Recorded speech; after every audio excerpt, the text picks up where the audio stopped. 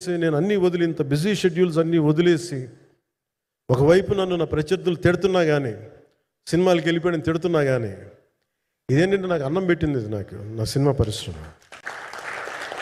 అంటే ఇక్కడున్న మిత్రులందరూ కూడా చాలామందికి నేను ఇండివిజువల్ ఇంటర్వ్యూస్ ఇచ్చాను. నేను చాలాసార్లు నాగేంద్ర కానీ మీరు కానీ చాలామందికి, వీళ్ళందరూ చాలామందికి నేను వ్యక్తిగతంగా తెలుసు.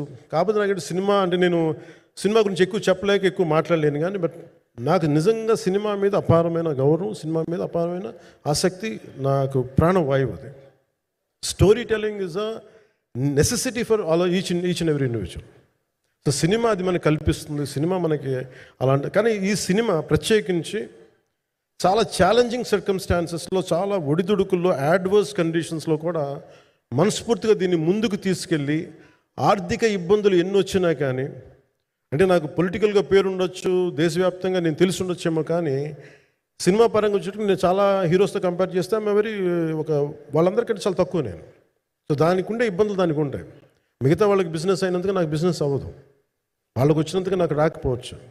ఎందుకంటే నా దృష్టి, నా కాంపిటేటివ్నెస్ ఎప్పుడు నేను సినిమాల మీద పెట్టలేదు. నేను ఇప్పుడు సొసైటీ పొలిటికల్ ప్రాసెస్ పెట్టాను, కానీ ఇప్పుడు సినిమా మీద నేను ఎంత ఉండాలనేది నేను ఎప్పుడు పెట్టలేదు. నేను ఎప్పుడు చాలాసార్లు మన నాగేంద్ర కానీ మిగతా మన సూపర్ హిట్ మన కీర్తిశేషులు బిఆర్ రాజు గారు చనిపోయారు, ఇంటర్వ్యూస్లో కూడా ఉంటుంది. ఈ చిత్ర పరిశ్రమ చాలామంది హీరోస్ ఉంటారు, వాళ్ళలో నేను వన్ ఆఫ్ ది హీరో అంతే. నాది ఒక సంవత్సరంలో ఒక ఫ్రైడే, ఒక థర్స్డే రిలీజ్ అవుతుంది అంతే, అంతకుమించి తప్ప ఇది అందరి పరిశ్రమ, అందరూ రావాలి అలాంటిది నేను కోరుకునేవాడిని నేను. సో దాంట్లో భాగంగా రత్నం గారు లాంటి నిర్మాత బతికుండాలి, రత్నం గారి నిర్మాతకి ఇబ్బందులు కలగకూడదని చెప్పి లాస్ట్ మినిట్లో ఇంక చూసిన తర్వాత I stepped in to it. నేను భుజాల మీదకి తీసుకున్నాను ఇది. క్లైమాక్స్ని ఎలా భుజాల మీదకి అంటే, ఎందుకంటే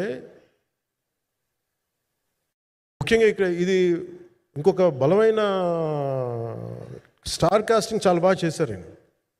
ముఖ్యంగా బాబీ డియోల్ గారిని అంటే ఈరోజు చూస్తుంటే నాకు అదే అనిపించింది. ఈరోజు మన ప్రెస్ మీట్ కూడా నేను వచ్చాను. అందరూ ఎంత బిజీగా ఉన్నారని కొన్ని రాత్రుల నుంచి నిద్రలేదు. మన మనోజ్ పరమహంస గారికి కానీ, రత్నం గారికి కానీ, జ్యోతి గారికి కానీ, పాపం ఈ సినిమా ప్రమోషన్ సింగిల్ హ్యాండెడ్గా పాపం నిధి అగర్వాల్ భుజాల మీద వేసుకొని నాకే బాధ అనిపించింది. పాపం ఒక అమ్మాయి తన కెరీర్ తను చూసుకోవాల్సిన అమ్మాయి కూర్చోబెట్టి నాకే సిగ్గు అనిపించింది. I have to truly appreciate you. అంటే చాలా పాపం అన్నీ వెళ్తూ ఉంటే నాకు ఇదేంటి సినిమాని అనాథలా వదిలేశారంటే అనిపించింది. సో నాకేమనిపించింది, ఈ సినిమాకి ఎవరు అనాథలా వదలలేదు, నేను ఉన్నానని చెప్పడానికి వచ్చాను ఈ రోజున. ఎందుకంటే నేను కోట్లాది మంది ప్రజలకి అండగా ఉండేవాడిని, దేశంలో ఉండే సమస్యలకి స్పందించేవాడిని. అలాంటిది తెలుగు సినిమాకి, నా సినిమాలకి మీకు తెలుసు గతంలో ఎన్నిసార్లు ఇబ్బందులు పెట్టారు. అదే మన ప్రభుత్వం అక్కడికి రాగానే వెంటనే సాధారణంగా హృదయ కవాటాలు తెరిచి మరి ఆహ్వానించాం. ఏమి కృతజ్ఞత కూడా ఆశించలేదు. అంత చిత్ర పరిశ్రమను అంత గుండెల్లోకి తీసుకుంటాం. అలాగే దీనికి సంబంధించి అలాంటిది నా సినిమాని నేను ఎందుకు వదిలేస్తాను? ఎందుకంటే ఇది ఇంకో సినిమా కాదు, ఒక మేకప్ మ్యాన్గా ప్రారంభమయ్యి ఇంకో ప్రొడ్యూసరో, డబ్బులున్న ప్రొడ్యూసరో, పెద్ద జీవితాల నుంచి వచ్చిన ప్రొడ్యూసరే కాదు, చాలా చిన్న స్థాయి నుంచి, ఒక మేకప్ మ్యాన్ స్థాయి నుంచి బాయ్గా స్టార్ట్, అంటే చిన్నపాటి అసిస్టెంట్గా స్టార్ట్ అయ్యి చాలామంది మన సీనియర్ దర్శకులందరి దగ్గర పనిచేసి అంచెలంచెలుగా ఎదిగి నిర్మాత అయ్యి, దర్శకుడయ్యి, స్క్రీన్ ప్లే రైటర్ అయ్యి, మీరు ఏమన్నానంటే ఆయన మౌనంగా ఉంటారు. ఎవరు ఎన్ని ఇబ్బందులు పెట్టినా మౌనంగా ఉంటారు. ఆయన మౌనం ఒకసారి నాకు విపరీతమైన అసహనానికి గురి చేసేస్తుంది. మీరు ఏదైనా మాట్లాడాలంటే ఎవరు ఇబ్బందులు పెట్టి ఏం ఎదురు తిరగరు ఏంటంటే ఇలా అంటారు, ఏం చేయాలి. ఇంకా ఇలాంటి వ్యక్తికి ఆయన మౌనం నన్ను ఇలా రోడ్ల మీదకి వచ్చి ఇలా మీ దగ్గరికి ముందు నుంచోబెట్టింది. అంటే ఆయన ఏంటంటే చెప్తారు, ఆయన మౌనం అంటే రమణ మహర్షి నుంచి బాగా నేర్చుకున్నట్టున్నారు. మౌనం అన్నిటికీ సమాధానం. సో నాకు మనస్ఫూర్తిగా ఈ స్టార్ కాస్టింగ్ ఒకటి, అంటే నాకు చిత్ర పరిశ్రమ మీద ఎందుకు ఇంత గౌరవం అంటే, మనందరం కులాల మీద, మతాల మీద, ప్రాంతాల మీద, భాషల మీద కొట్టుకుంటూ ఉంటాం. But any film industry take in this world, especially Indian film industry, దీనికి there is no caste discrimination, there is no region discrimination, there is no religion discrimination, nothing. It's purely your creative potentiality, purely your creative ability. నువ్వు చిరంజీవి గారి తమ్ముడు కావచ్చు, చిరంజీవి గారి కొడుకు కావచ్చు, లేదంటే ఇంకొకళ్ళు అబ్బాయి కావచ్చు, మేనల్లుడు కావచ్చు, ఇట్ డజంట్ మ్యాటర్. నీకు టాలెంట్ లేకపోతే నువ్వు నిలబడలేవు, నీకు సత్తా లేకపోతే నువ్వు ఇక్కడ ఉండలేవు. అది నా కొడుకైనా సరే.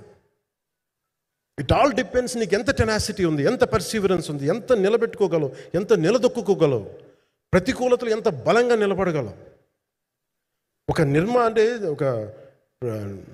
నిర్మాత సినిమా తీయడం అంటే ఒక యజ్ఞం చేయడం లాంటిది. తిట్లు తినాలి, ఇబ్బందులు పడాలి, అన్ని పడిన తర్వాత ఫైనల్ డబ్బులు మిగిలితే కూడా లేదు తెలియదు. ఇలాంటి పరిస్థితుల్లో నాకేమనిపించిందంటే ఈయన పడ్డ కష్టం చెప్పాలనిపించింది ఈ రోజున. ఈ ప్రెస్ మీట్ తాలూకు ముఖ్య అంశం, ఒక చిన్న స్థాయి నుంచి వచ్చిన వ్యక్తి నిర్మాతగా ఎదిగి ఆయనకున్న పాపం, ఆయన మంచితనం ఆయన్ని శాపంగా అవ్వకూడదని చెప్పి ఒక ఉద్దేశంతో ఆయన మంచితనం చెప్పాలి, ఆయన ఒక మంచి సినిమా చేశారని చెప్పడానికి నేను ఈ రోజున మీ ముందుకు వచ్చాను.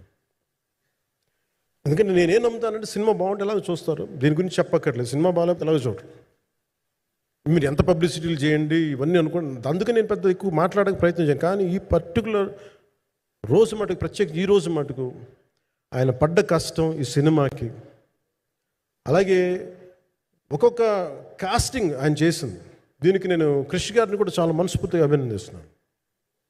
ఎందుకంటే ఆయన కూర్చున్నప్పుడు ఎంతమందిని పెట్టాం, ఒక ఔరంగజేబ్గా మిగతా నటులు ఒకళ్ళిద్దరు యాక్టర్స్ని పెట్టి కూడా ఒకళ్ళ చేత యాక్ట్ చేయించాం ఒకళ్ళ చేత. కానీ Bobby Deol so apt for Aurangzeb, ఎంత కన్విక్షన్తో చేశాను. అప్పటికి ఆయనకి ఇంకా ఆయన చేసిన హిందీ సినిమాలు కూడా రాలేదు ఇంకా ఆయనకి. ఎంత కన్విక్షన్తో చేశారంటే నాకు నిజంగా ఆయనతో యాక్ట్ చేయడం చాలా ఆనందాన్ని ఇచ్చింది. సో అలాంటి బాబీ డియోల్ గారిని మొత్తం pan India, Manoj Paramahamsa was roped in last. ఇంకా సినిమా ఎట్లా మనం అయిపోవాలి, నేను పాలిటిక్స్కి వెళ్ళిపోయిన తర్వాత, డిప్యూటీ సీఎం బాధ్యతలు తీసుకున్న తర్వాత అందరికీ అయిపోయింది, ఇంకా సినిమాలు చేయలేడు ఇతను, ఎలా చేస్తాడంటే నాకు తెలుసు కష్టం అని. నేను ఎలా చేశాను ఈ సినిమా అంటే, పొద్దున్న 2 గంటలు చేసామని, బ్రేక్ఫాస్ట్ టైము, లేదంటే నా ఎక్సర్సైజ్ టైంని కొంచెం మిడ్ నైట్గో లేదంటే ఎర్లీ మార్నింగ్ 4 గంటలు పెట్టుకొని, ఆ 2 గంటలు ఏమి దొరుకుద్దో ఆ 2 గంటలు ఇస్తే జ్యోతి, మనోజ్ గారు, మన రత్నం గారు, వీళ్ళు కూర్చొని ప్లాన్ చేసి, అది కూడా నా ఆఫీస్కి, నా పార్టీ ఆఫీస్కి కూతవేటు దూరంలో ఉన్న ఒక మా స్నేహితులు ఒక వాళ్ళ గోడౌన్ ఉంటే అక్కడ కూర్చొని షూట్ చేసాం. ఎంత మండుటెండ అంటే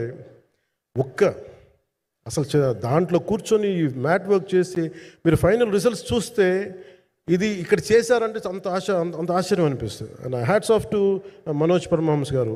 అండ్ ఈ సీన్స్ అన్నిటికీ ప్రీ విజువలైజేషన్, ప్రతి సీన్ చేయబోయే ముందు అసలు నాకేమనిపించిందంటే సినిమా చేయగలమా లేదా అనే పరిస్థితుల్లో జ్యోతికృష్ణ గారు ముందుకు వచ్చి నాతో మాటలు నేను చెప్పలేదని, ఇది ఇలా చేస్తాం అలా చేస్తాం ఏం చెప్పలా, ఏమి చేయబోతున్నాడో ఎవ్రీథింగ్ వాజ్ ప్రీ విజువలైజ్డ్. ఈ సీన్ ఇలా ఉండబోతుంది, ఈ చేయబోయే సీన్ ఇలా ఉన్నది. నాకు దాని మీద ఆత్మవిశ్వాసం కలిగింది. నాకు లేదు, ఒక సత్తా ఉన్న దర్శకుడు, తెలుగు చిత్ర పరిశ్రమకి సైజ్ తీయగలిగేవాడు, మంచి సాలిడ్ ఎడిటింగ్ సెన్స్ ఉన్నవాడు, మ్యూజికల్ సెన్స్ ఉన్నవాడు. అలాంటి వ్యక్తికి మనోజ్ పరమహంస గారు తోడారు. వీళ్ళిద్దరు కాంబినేషన్లో రత్నం గారి అనుభవంతో ఈ రోజున ఒక మంచి ప్రోడక్ట్ అయితే తీసుకొచ్చాం.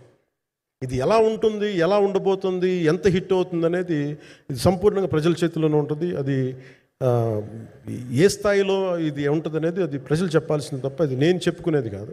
బట్ నా వరకు నేను ప్రత్యేకించి నేను వ్యక్తిగతంగా చేసింది ఈ సినిమాకి, అపార్ట్ ఫ్రమ్ యాక్టింగ్ కాంట్రిబ్యూషన్, నేను ఏ సినిమా చేసినా ప్రతి సన్నివేశంలోనూ ప్రతి సాంగ్ అండ్ డాన్స్లో కూడా కొన్నిసార్లు నేను చేయలేక, నేను ఒక రిలక్టెంట్గా యాక్టర్లో ఎలాగో టెక్నీషియన్గా కూడా నాకేంటంటే, సుస్వాగతం సినిమాలో నన్ను తీసుకెళ్ళి వైజాగ్లో బస్సు మీద ఎక్కించి డ్యాన్స్ చేయమన్నారు. చచ్చిపోయాను డ్యాన్స్ చేయలేక. ఇంకా మిగతా వాళ్ళకి ఎంత తేలికైన డ్యాన్స్ నాకు చేయాలంటే నేను గింజుకుపోయి నేను అనుకున్నాను ఇంక ఈరోజు ఇంక సినిమాలు మానేస్తాను చెప్పి మౌదునికి ఫోన్ చేసి కూడా చెప్పాను, చాలా పర్యాలు చెప్పాను. అలాంటి అందుకని నాకేంటంటే సాంగ్ అండ్ డ్యాన్స్ కూడా నేను ఎలా చేయగలను దానికి అనుకోగా నేను ఎత్తుక్కుంటాను.